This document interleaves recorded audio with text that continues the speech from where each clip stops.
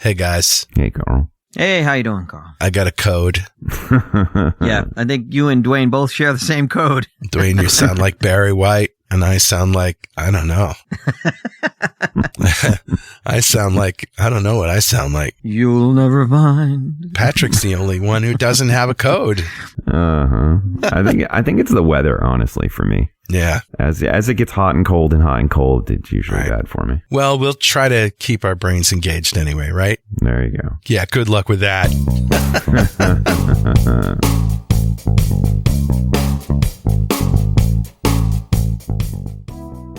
Hey guys, how you doing besides sick? Good. You? I'm good. Can't complain, but I do anyway. Let's get going. We have 1, 2, 3, 4, 5, 6, 7 stories. The big one is that GitHub Twitter repo story, but we'll leave dumpster fire. Debacle. Dumpster fire. We'll get to that, but first, let's start with the WooCommerce payments plugin. What is that? Well, the good news is there's a patch. Bad news is they needed a patch. Yeah. And worse news is it's WordPress.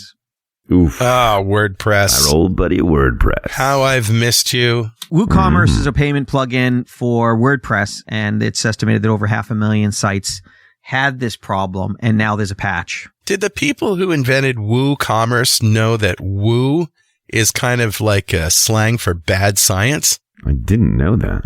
You didn't know that? Yeah, it might predate that. Oh. Wait, does that mean Wu-Tang Clan is the bad science clan? No, that's W-U. That's W-U. Oh, wrong spelling. W-O-O is like woo-woo, like dowsing rods and crystals and all that other crap. Are you saying there's something wrong with dowsing rods? Anyway, WooCommerce. We just insulted half our audience. No, I don't think so. All right, so what is this thing? It's just another example of, patch when you can. This is something that's been out for a little while. There's now a patch for it. Basically, it's the same thing. WordPress is very popular. Plugins make life very convenient and easy for operators, and therefore they can sometimes hurt your security. Right. In this case, the WooCommerce had a payment plugin had a flaw. And it's very widespread because, again, plugins are very helpful and WordPress is very prevalent. So it's big news mostly because it's affecting so many people. Yeah. Okay. So if you have a WordPress site and you're taking people's money for something and using WooCommerce, there be dragons. How about your patch? How about patching? How about patching? I like patching. But you know what, though? I mean, many places offer WordPress sites, and then they do the sort of the stuff for you on top of WordPress. Mm-hmm. And you may not have the ability to patch. Well, that's true too. That's true. So contact your administrator, I guess. Yeah. And this problem was in a PHP file called class platform checkout session, which is almost like you took the 4 words most likely to be associated with a hack.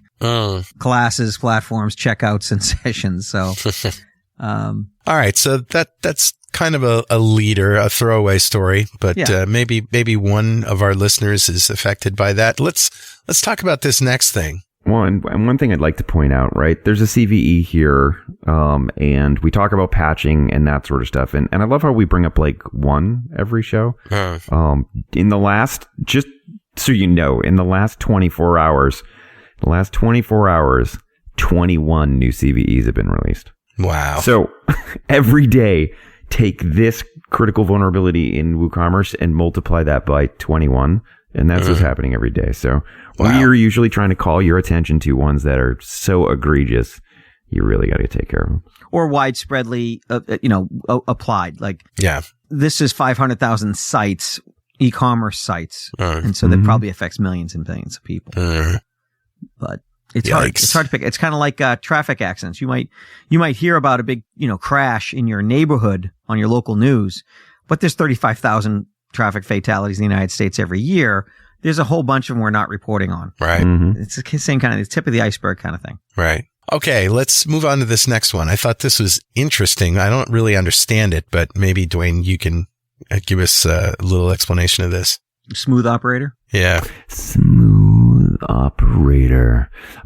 So this one's actually really kind of cool. I don't think Barry White sings that song. You don't know that. It's possible.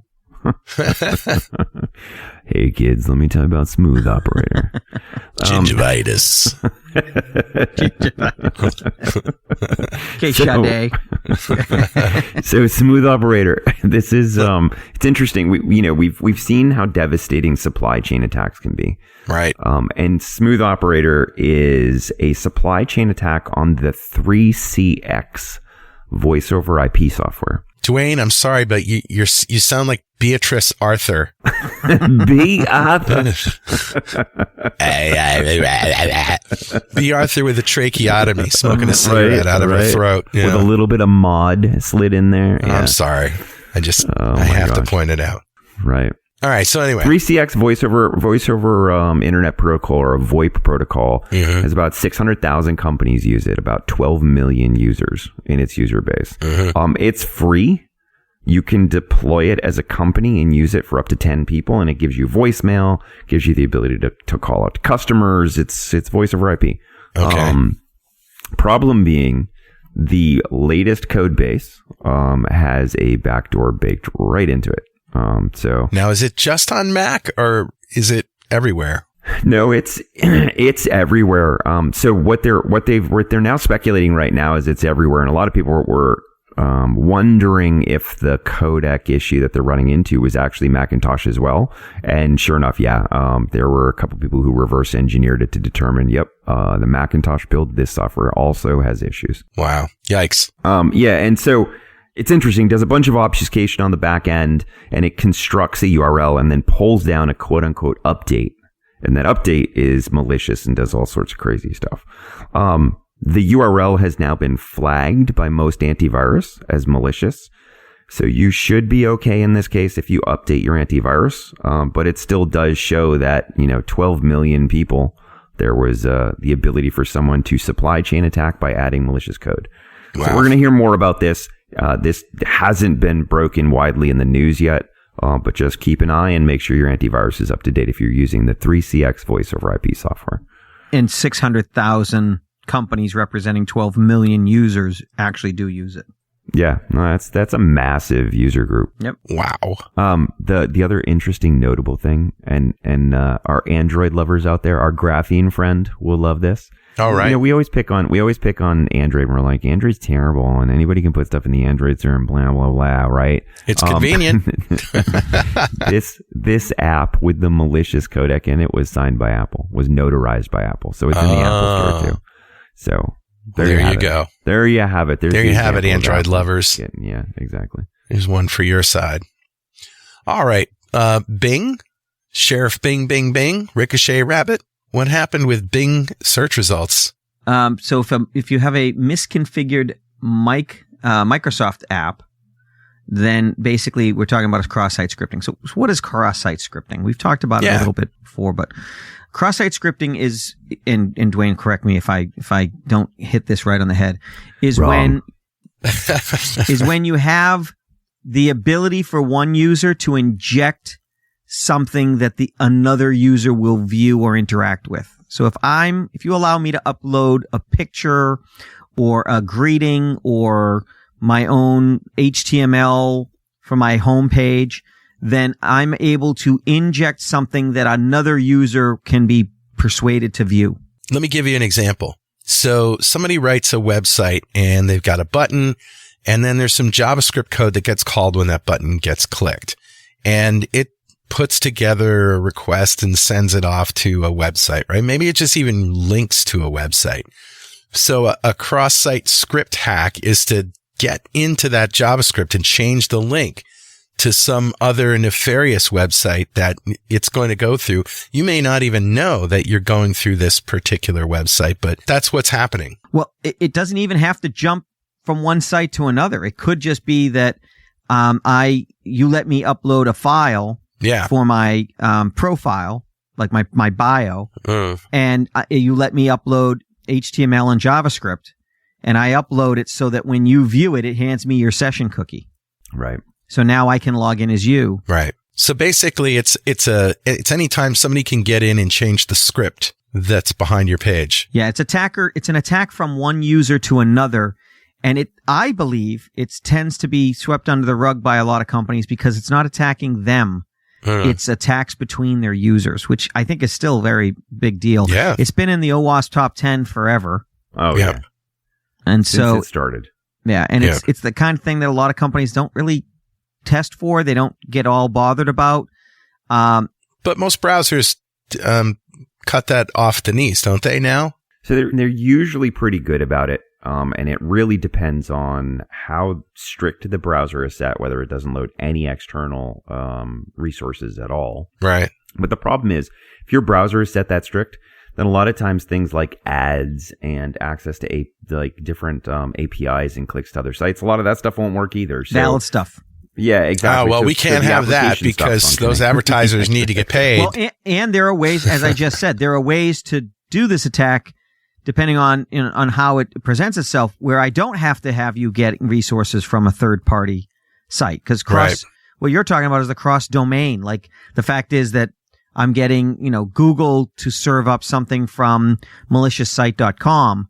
But if I can put it all into the Google interface so that it's all served by Google, there's no cross-domain contamination and therefore nothing to detect. All right. So this is an example. A misconfigured Microsoft application allowed anyone to log in and modify Bing.com search results in real time, as well as inject cross-site scripting attacks to potentially breach the accounts of Office 365 users. I love this. Users can't get a break. I love this. The security issue was discovered by Wiz Research, WIZ, who named the attack Bing Bang. Bing Bang. Hey, by the way, did you guys notice in the last week, Bing is like, it's like a virus. It's like popping up in Skype. Hey, how can I help you today? It's popping up in Windows. How can I help you today? Saying, they have their new GPT based stuff and it's here to help, right? Wow. I think the AI is taking over and is now advertising for us. There's a lot of people getting jiggy about that. Elon Musk keeps signing letters that says we're all doomed. Sky is falling. Well, he's the focus of our top story today. So let's, he's going to get his. Let's wait. Mm-hmm. He's going to get ours as well. Yeah, right. All right. So this is bad. Like, was it fixed? It's a misconfiguration. Misconfigurations. Yes, this is more of a cautionary tale. Careful what you click on, kids. Is it a misconfiguration at Microsoft's misconfiguration, or is it something that we have to configure properly? What is it? It's basically a spooky ghost story for people who create applications on Azure App Services and functions. Okay, so the average Bing user doesn't have to worry about configuring anything incorrectly. No, it's more of web developers. Well, every time you visit someone's website, you're to some extent in their hands. Yeah. Because by viewing their code, for example, if I sent you an email that said, "Hey, I'm a Nigerian prince, just click this link." Why wouldn't you click the link? Well, because the site you're taken to could try to do bad things. It could try to execute code. Well, this is no different. Every time you go to a website, you're trusting the hoster of that site to not have malicious intent. Well, you're also trusting them to be competent to prevent people from leveraging their platform for malicious intent. And that's the harder part, because we've seen attacks where people go to Bing, go to Google, go to places that everyone would normally trust and get hacked. That we've seen ads in ad networks on Facebook and other places where the ads are attacks. And so you really are only as safe as the sites you visit. And if they're dropping the ball, that's a problem. Well, this is an example of someone builds an application in Azure App Services with Azure Functions, and they mistakenly configure it to allow any tenant, and that's a problem. That's going to set you up for, being a potential victim of one of their other users. Right. Okay. So it's murky. Unfortunately, there's inherent risk every time you go on the internet, and we understand that. Every time you go out your door, there's inherent risk. You might not think about it that way, but walking down the street is dangerous. The cars could come off the road. A piano could fall off a high building if the Roadrunner is to be believed. And there's risks out there. We don't think about it because it's not that big, but the same is true every time you browse the internet. You might be someplace in the wrong place at the wrong time. All right. Are we done with this? Can we move on to the Wi-Fi protocol story? Yeah. Yeah. I think so. This one's actually really cool. So Wi-Fi protocol flaw allows attackers to hijack network traffic. How widespread is this Wi-Fi protocol? Is it a standard protocol in every Wi-Fi device? Yeah. Really? Yeah. So, yeah, this is awesome. So it's like kind of cool. By awesome, so he means damn dangerous. So what's cool here is I honestly, so we dig into Wi-Fi like really deep into wires and signals intelligence and that sort of stuff. And I didn't even know that this bit existed in the protocol, which is actually, it's kind of cool. So what this is when, let's say you're on a laptop or a phone and you're using a wireless access point and you make a request for a web page. And in that request, your wireless frame can say, oh, by the way, I'm almost out of battery. I'm probably going to go to sleep. Can you just hold on to the responses, queue them up, and then when I come back, send them to me? Oh, my God. Really? And it's per IP address? Yeah, and there's no recommendations on how those queued frames get stored. So they're not encrypted. You can just go in and say, oh, by the way, yeah, send me those frames that other client was looking for, and you spoof the other client's MAC address. And it's worse than that because you can then get on the network and you say, oh, I'm that client. Like I'm Carl's iPhone. I'm about to go to sleep. Can you hold on to the frames for a second? And then I can instantly say, oh, I'm awake again. Send me the frames, but don't encrypt them. And then I can get information off the network. So this is, oh my God. We'll have to see how far down the rabbit hole this goes, but it is pretty widespread because it's part of the protocol standard. That means it will affect systems like Linux, FreeBSD, iOS, Android, etc. Now, is this one, I haven't dug into this enough to understand this, but I wouldn't think based on what I've seen that this is something where I can get an entire conversation. It's more like I can get snippets that I shouldn't be able to get. Yes. Yeah. Yeah, you could con it into giving you plain text data that it shouldn't have otherwise given you. Yes. But a snippet. So for example, if you're having a secret meeting and I'm able to get to the door for all of 5 seconds of a 1 hour meeting, I might just hear you guys saying hello and how was the travel? Yeah. Or I might get the secret bit of which country you're going to attack. Right. It's just random. But the fact is, so it's not as devastating as it seems in that all wireless communication aren't now laid open to all attackers, but there's a leak, and the leak maybe there's a way to figure out how to exploit it so that you get 10% of the conversation or 5% of the conversation. I don't see this being used to get 100% of the conversation. Do you? Not yet, but whenever you see someone who has a sort of a toehold in a crack in a security protocol, that's when, like, next week you go, oh, somebody just released a framework that gives you all of the communications and queues everything and then decrypts it and passes it along to the client. Right. Now, so I think we'll see more research. But you have to be on the network, which means the wireless. So that means you have to start having breached the network.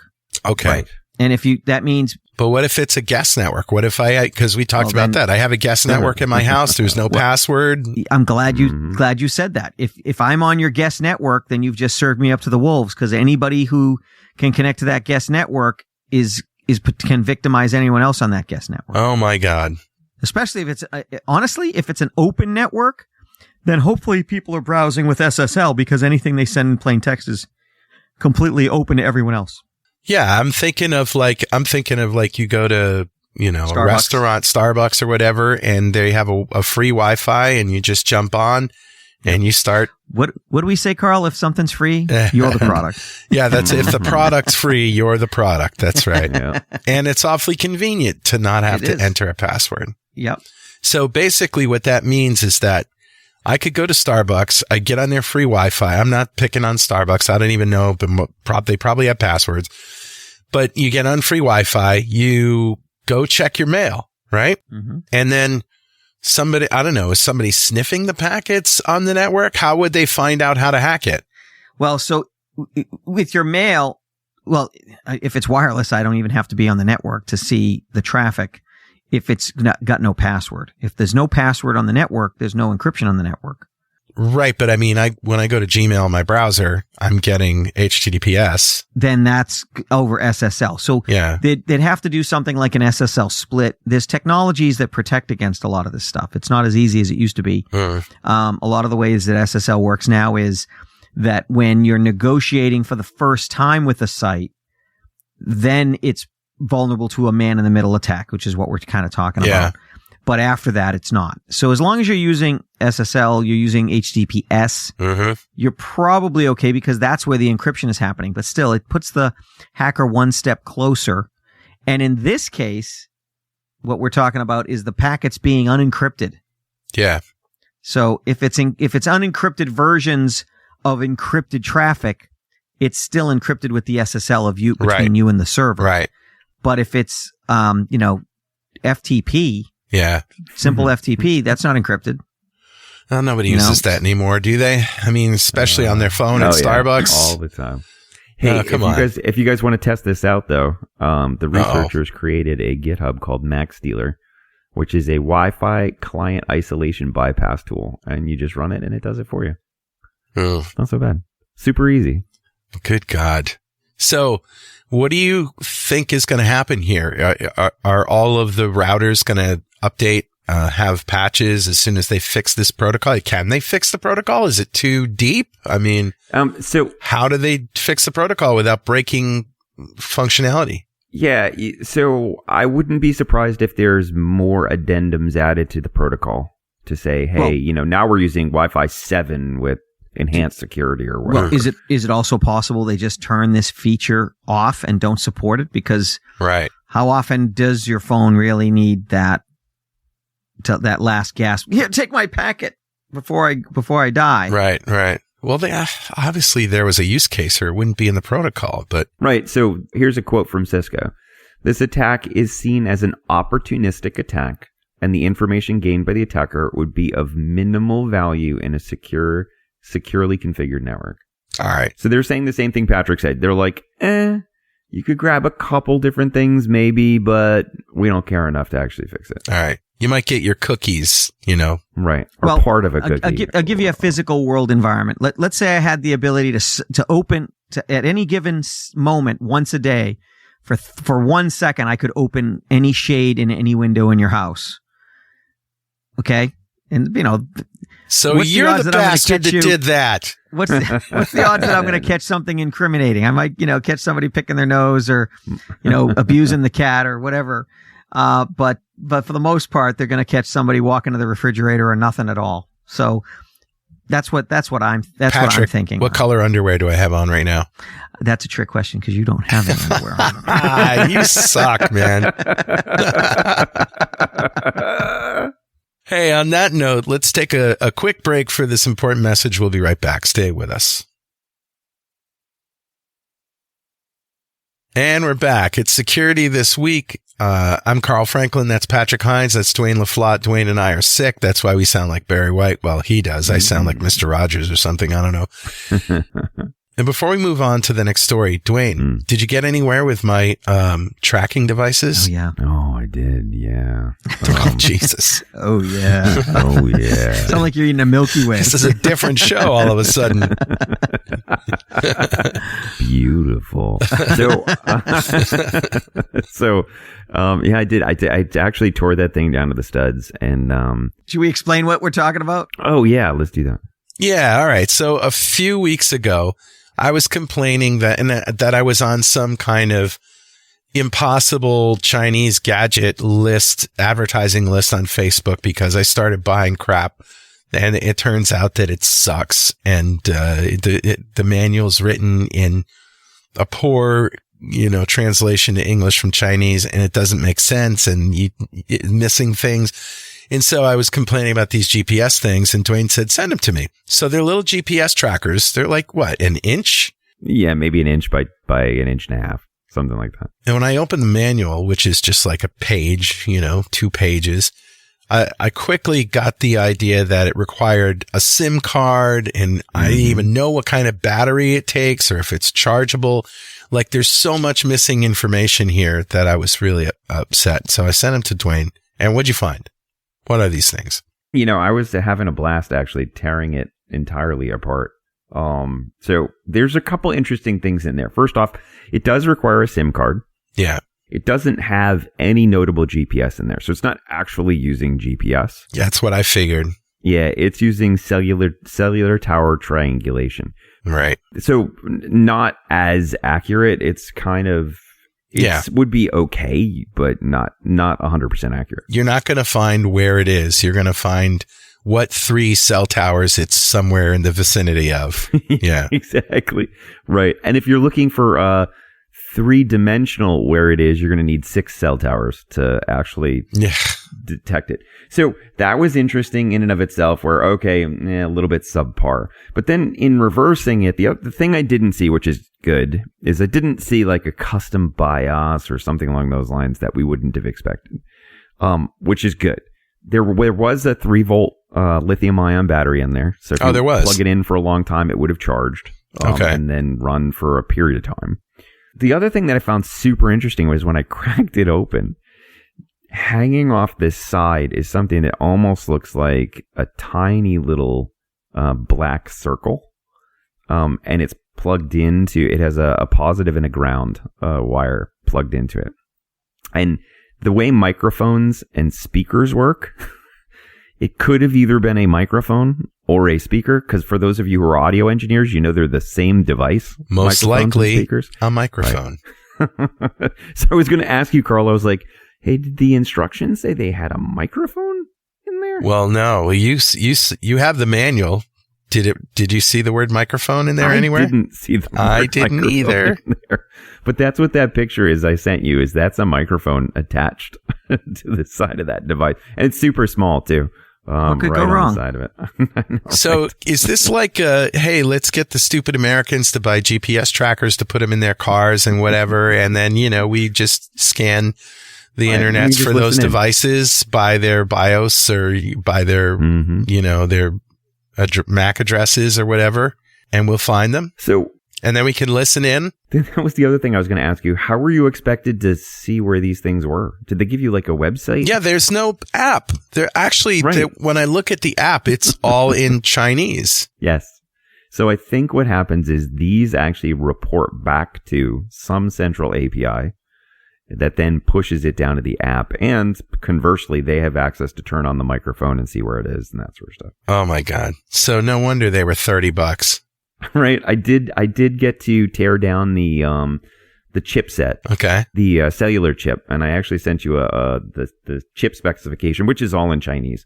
But also like what the 44 pin layout is for the chips on there. And I was going to start tearing apart that to see if there's any custom firmware in there. I don't know. I think you've kind of confirmed by now that you don't want to go anywhere near these things. Probably not. But the reason this one particularly didn't work is because it's only 2G cellular. So that chip doesn't do 3G, 4G, or 5G. It's only 2G. And where are you going to get a 2G SIM chip in 2023? Right. No, exactly. This is like the biggest piece of bull crap I've ever seen. Oh, yeah. And the last 2G cellular towers in the United States got defunct December of 2022. So there you 3 go. months ago, they were turned off. All right. So you were okay. So nobody stole your stuff when you plugged it in. But, well, I didn't plug it in. I just gave it to you. Yeah. Don't be plugging things in. Yeah. And, if you see so many good deals from, on electronics on Facebook, just unsubscribe from that stuff. They're not good deals. 100%. Okay. Now let's get to something I found today, which is Realtek and Cacti flaws are now actively being exploited by malware botnets. So the reason that I thought this was interesting, because Realtek is, I recognize that as being the audio system in just about every laptop I've ever owned. Mm-hmm. Yep.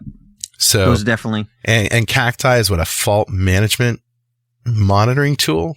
So these are tools that are on just about every, as I said, Windows laptop I've ever owned. Right. And you're right. Like Realtek does audio chips, but they also do all sorts of other microchips. Right. So there's all sorts of microchip technology. There's a network controller, I know. Yep. So what happened here? basically, when a botnet tries to attack a system, it has a laundry list of things it tries.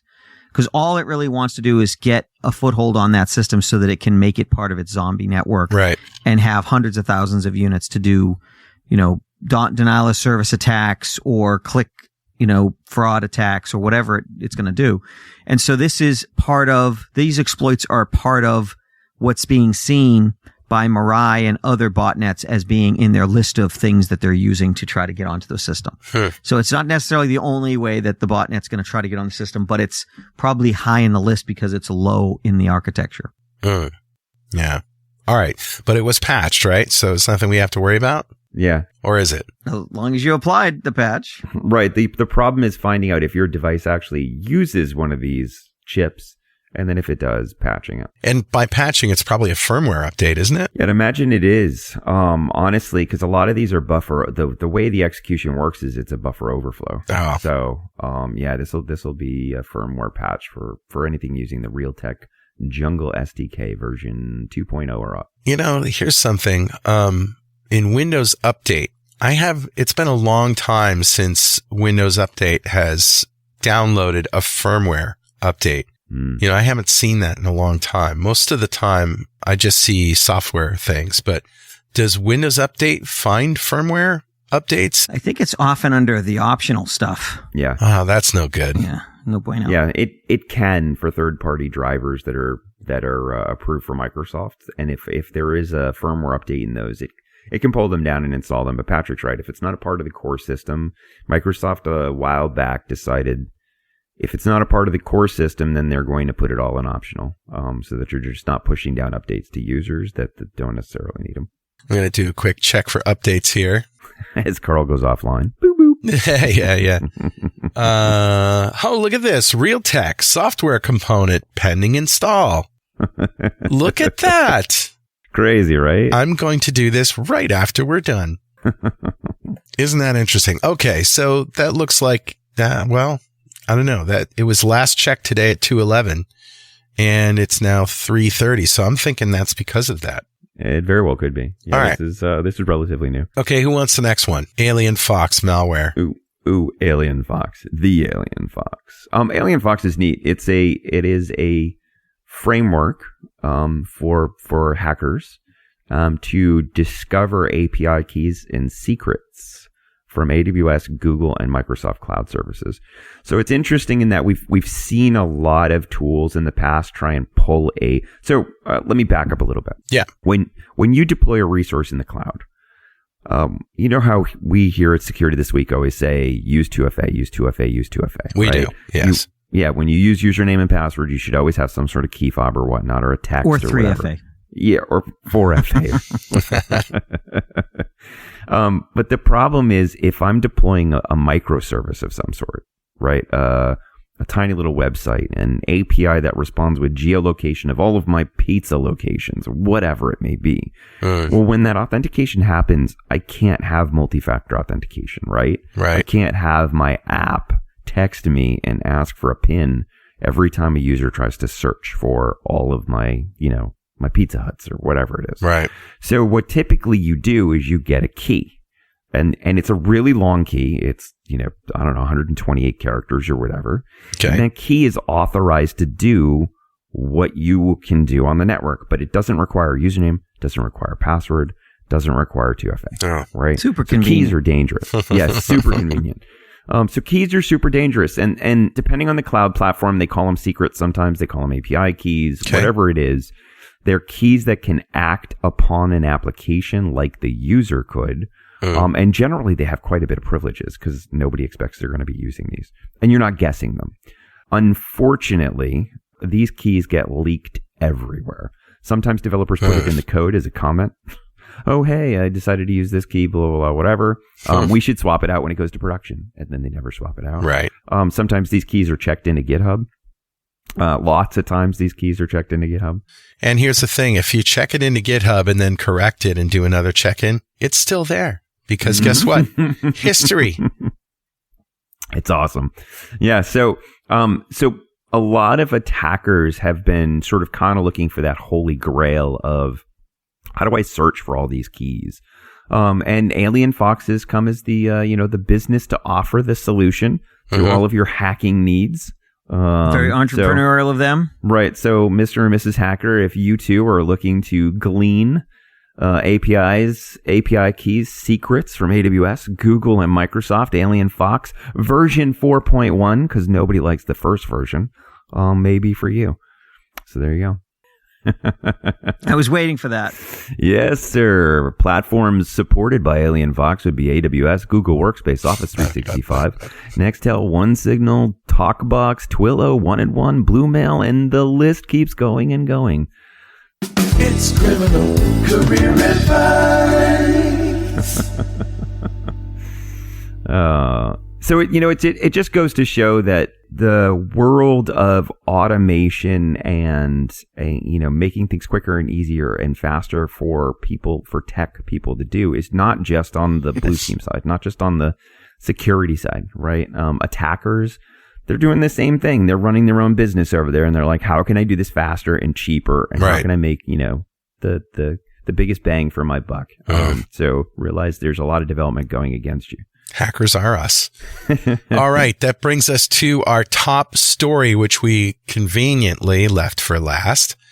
Turns out GitHub had a leaked Twitter repo. What happened? Oh my gosh, this is so cool. It's funny. It's just funny. You buy a thing for $44 billion. You expect the code will stay secret. How's that working out? I had this feeling that he was just starting to feel like he was in control, Right. The illusion. Turn your head for a second and boom. It's all and they ask control. you to cough. Somebody been there. So according to Twitter, a repository was a proprietary source code for Twitter's platform and internal tools, and those might be more damaging than the platform itself. But was it the whole of Twitter source code? No. It wasn't the whole of Twitter source code. And it was put up on GitHub on a repo. And instantly, I'm impressed. Twitter not only sent a copyright violation out, but Microsoft/GitHub was very fast to respond. And make sure that was pulled down. Ugh. So if you do find, for some reason, and we do this in pen test too, when I break into a company legally, of course, one of the first things I'm looking to do is pull proprietary source code. That's what I do. Like, I'm looking for, how is this website built? How is this piece of vendor software installed? And I usually pull it down and I tear it apart and I analyze it. Now, if I'm an attacker and then I take that next step, what am I going to do? Well, maybe I put it up on the web and I say, hey, guys, take a look at this. See how this can be torn apart, because maybe I don't have the expertise to read through that code and understand what's going on. Right. You ask ChatGPT. You could ask ChatGPT. You got to be careful there if you work for that company. Because you are taking proprietary information and putting it on a public site. And that will violate an NDA. I love the Security Week article here, looking at the 3 related stories that they present. First one, Twitter shuts off text-based 2FA for non-subscribers. Remember that one?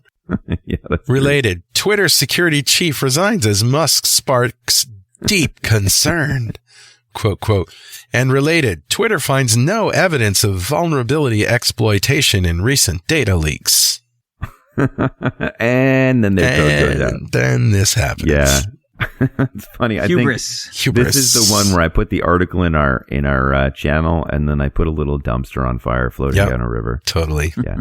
Wow. Oh, Twitter. It's so sad. How far you fallen? It was nice knowing you. Yeah. All right, guys. Is that it? I think that's the wrap. That's all I got on this. All right. On this sad, sick day. Dwayne, I hope that both of us have our voices back by next week, and take care of yourself. Join me next month when I'm alone.